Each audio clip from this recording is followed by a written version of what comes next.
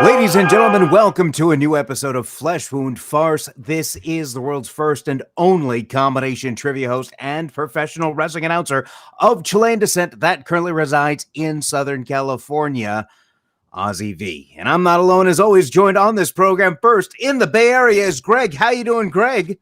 I'm pretty fantastic. How about yourself, Ozzy? I'm doing very well. Not only did the Raiders win with 5 seconds left on the clock to score a touchdown, but I also put in some bets, and one of these bets randomly caught in. Corey Davis securing 8 catches for 187 yards and a touchdown. I only needed him to catch 80 and a touchdown, and he well went over that. So I'm thrilled. Yes. Nice. So I feel like you can't give me crap about the Raiders losing. But I could give you crap about that's like beating your 3-month-old nephew. I don't because you did play the Jets and you barely won. You know what happened at the beginning of the season? It was like, oh, the Niners are 2-0 or whatever. That's because he played the Jets and the Giants to start the season. Shut up, all right? Now, Todd, how are you? I'm good. Producer Todd. Your hair looks much better this week.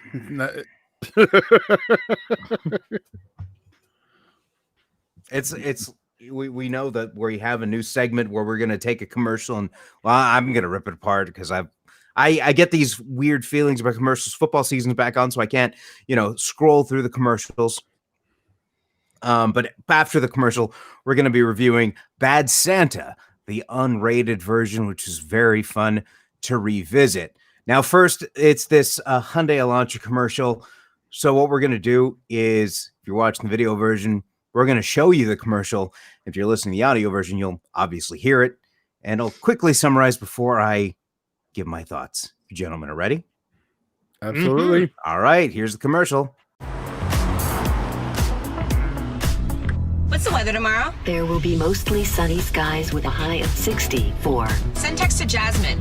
Be there in 10. Sending message. I need caffeine. Find me the closest coffee shop. 20 results found. And a date for tonight.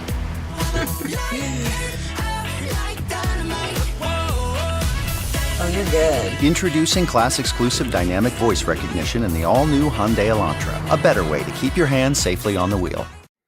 Okay, so I'll go into detail real quick. The commercial's trying to illustrate hands-free. Awesome. What's the weather tomorrow? Okay, cool. I can see that. Then they text their friend Jasmine, right? They text their friend Jasmine. It will be there in 10. I'm assuming 10 minutes. It's not 10 hours. It's 10 minutes. I'm assuming that. Immediately after that, the friend riding in the passenger seat says, I need caffeine. Then they start searching for a coffee shop. Now, I'm not even going to get into the second part yet. They told Jasmine they're going to be there in 10 minutes. There's no possible way they can hit up a coffee shop and then still be there in 10. Why couldn't they just add in like, hey, send text to Jasmine. Sorry, Sheila wanted caffeine. I didn't know anybody else's name. Whatever.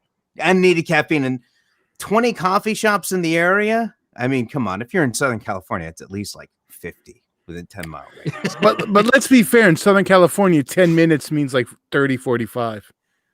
Right. Why even say 10?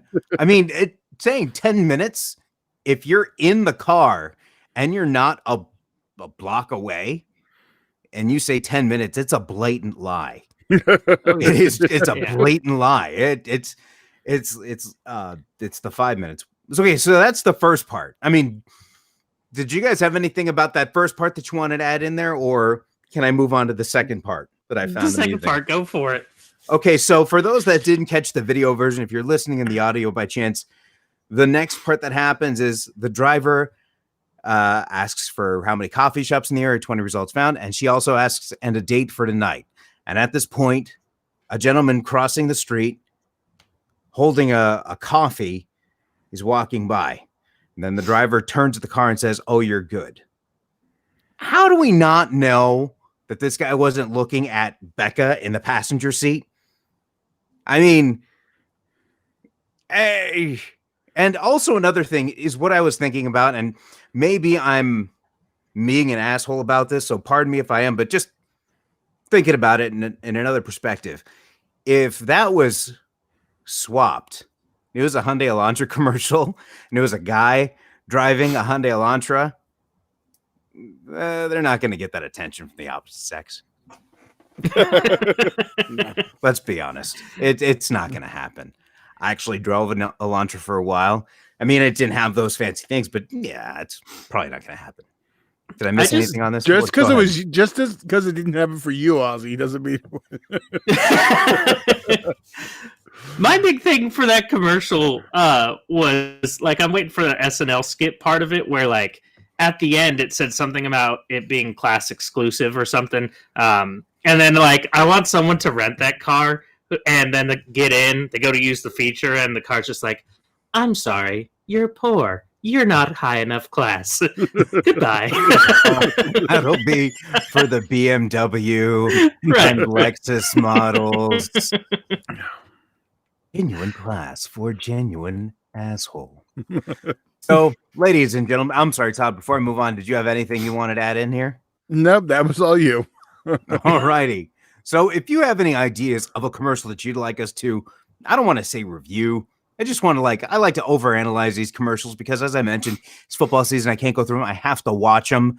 And if there's just something that's just, oh, God, this bothers me, that's where we're going to bring it up here. So we'll have something for next week. I already have something in mind. So if you have anything, feel free to let us know. But anyway, this week, moving on to the main feature, that is the review of Bad Santa. Now, this dark comedy, the crotchety Willie T. Stokes, played by Billy Bob Thornton, and his partner, Tony Cox, reunite once a year for a holiday con. Posing as a mole Santa and his elf, they rip off shopping outlets on Christmas Eve. This year, however, Willie is falling apart.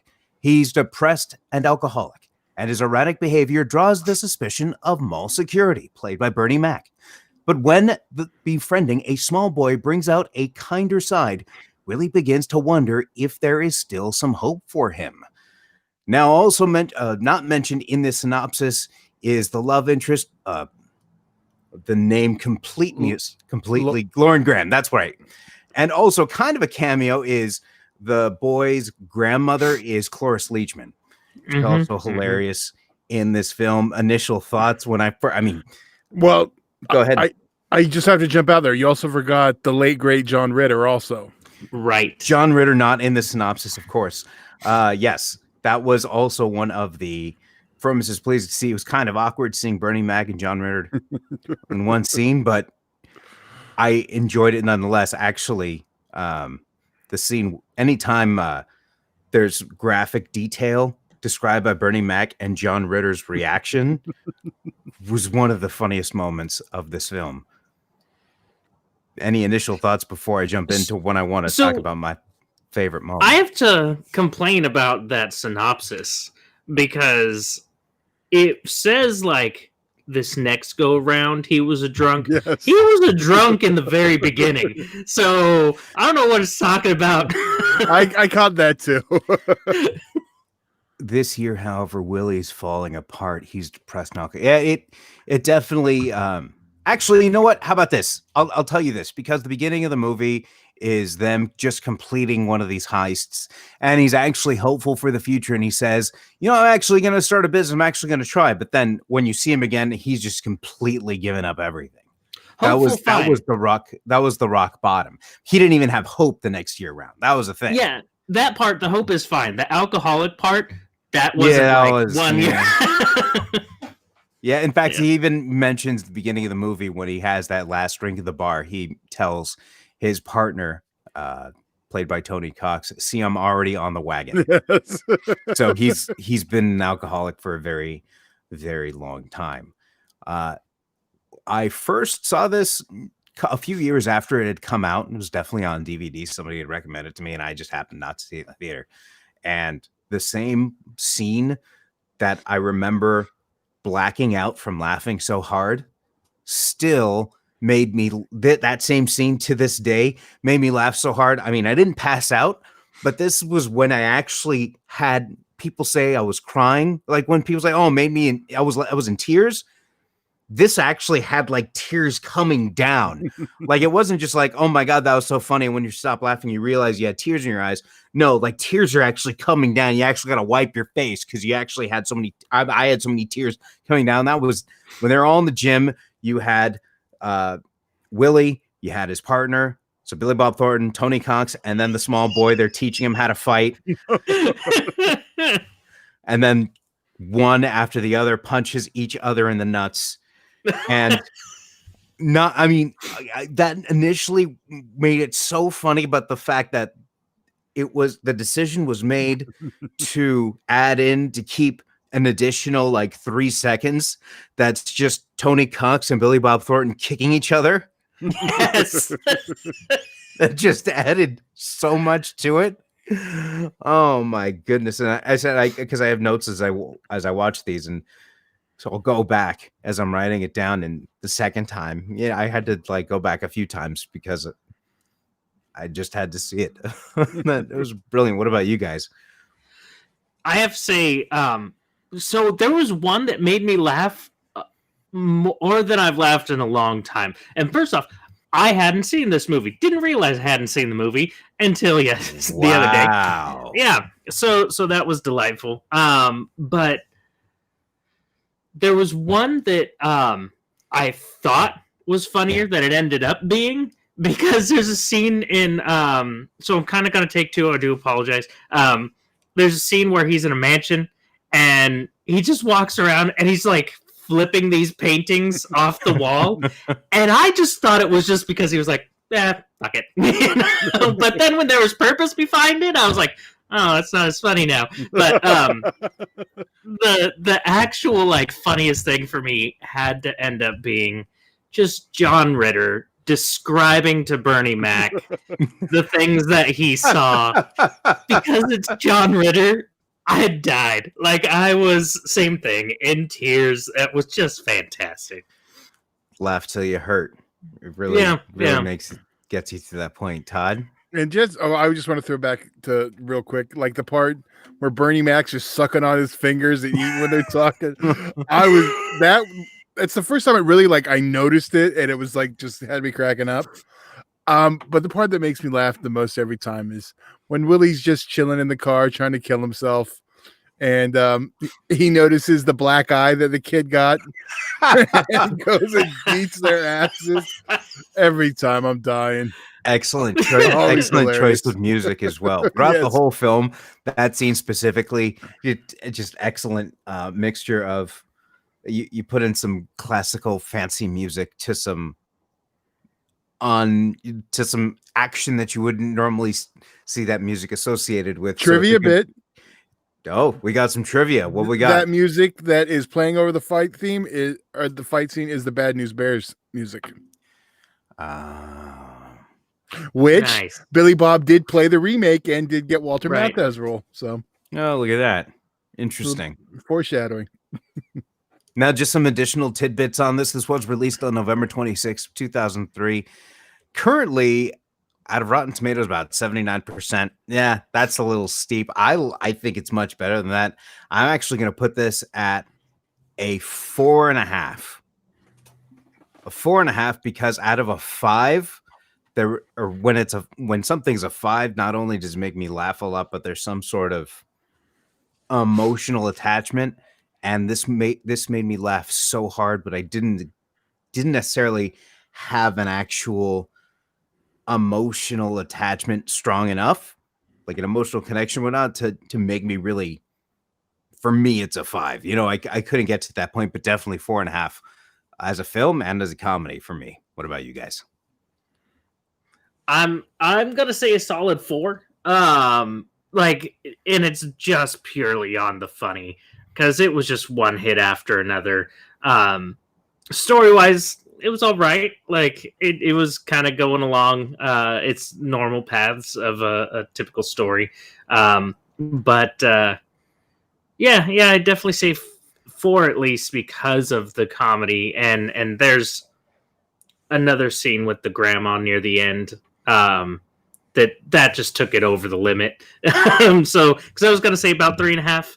But when they walked in on Grandma and there was this like moment in a typical Christmas movie where it like takes a turn, that was just brilliant. It was brilliant. The whole sandwiches thing, just they keep bringing it. That's hilarious too. What is with the fucking sandwiches? And I still don't know. I watch this annually. It is one of my favorite Christmas movies. But I'm going to be realistic. I'm going to give it a 4.5 too. It's not perfect, but It's pretty damn close. Now, just for clarification, we did watch the unrated feature, not the rated. There's 3 different versions. There's the theatrical cut. Then there's the unrated cut, which is basically the theatrical cut with extended bits and a little stuff they had to cut. And then there's the director's cut, which the director did a couple years after, I want to say. And he reworked it, and it's a new cut of the film. So there's some different takes, some alternate jokes. So it's cool to watch that one too. But I mean, it's a little shorter, so he tightened up and cut out a little bit. But I guess it's personal preference. I think more people are familiar with the unrated cut, or BADDER Santa, as it's sometimes called. And there's definitely a lot of extra bits in that movie. Yeah. And there was actually a follow-up sequel, Bad Santa 2, wasn't there? Yeah, it's not as good, but if you like the first one and you get to see the characters again, we'll go over that next year. Well, there you go. Yeah, we got one planned already. And just some additional tidbits on this. This film was written by Glenn Ficarra and John Requa, directed by Terry Zwigoff. What I also found interesting is that executive producers were Ethan and Joel Coen, the famous Coen brothers. So no kidding. I felt it very fitting. We won't mention the other producer because Ozzy gets mad. We don't need to mention the other producer. We all saw it across the screen. It's a Miramax film, so I know. There you go. So we all know that. Now, while that does conclude our review of Bad Santa, next week we'll be back with another review, this time of Christmas Vacation, The Last Lampoons, starring Chevy Chase, a classic. I'll be honest, I don't know the last time I saw it all the way through.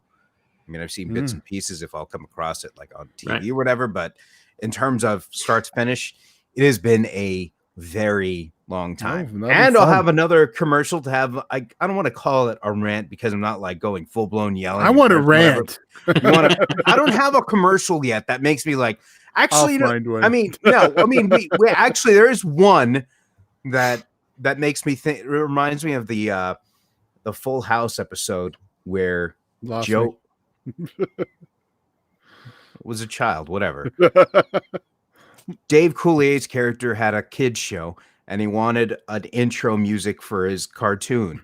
So when Uncle Jesse's trying to figure out a song, Dave Coulier, I think it's Joey, doesn't like anything. And he's like, so you just want something stupid like, here comes another cartoon. And then he just one sound effect. He's like, yeah, that's actually good.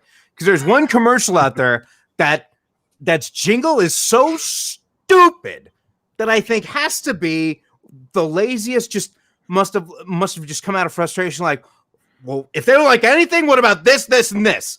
I'm not going to spoil it. That's why I just said this, this, and this. But it is one word said multiple times. So it's pretty stupid. But we'll be at next week. Greg and Todd, anything else you want to say before we head out? Comb your hair next week? I just have to say, can we watch a movie that doesn't make fun of Vietnam at some point? I think you're safe. Oh, right. I think you're safe next week. You watch these movies with your wife, and yeah. Oh, yeah. That probably didn't go over well. Yeah, that's fine. Well, at least there's nothing in National Lampoon's Vacation or Scrooged that will be coming up the week after. Yes, I do have something I forgot to mention last week, but I'm going to save it. I had promised the John Landis story that on the Trading Places episode that I totally forgot to bring up. So we'll put a pin on that till Coming to America, also directed by John Landis. So, well, there you go. And if I don't remember by then, we'll do it as a Patreon exclusive. It was never meant to be. Speaking of Patreon, what Todd is mentioning, if you do not know, we do have a Flesh Wound Patreon where you can see exclusive footage, some watch-alongs, yes? Yep. Plenty of information on the Patreon site, patreon.com, Flesh Wound Features. And he's Greg, and that's Flesh Wound producer Todd, and I'm Ozzy V, and we'll see you next week here on Flesh Wound Farce.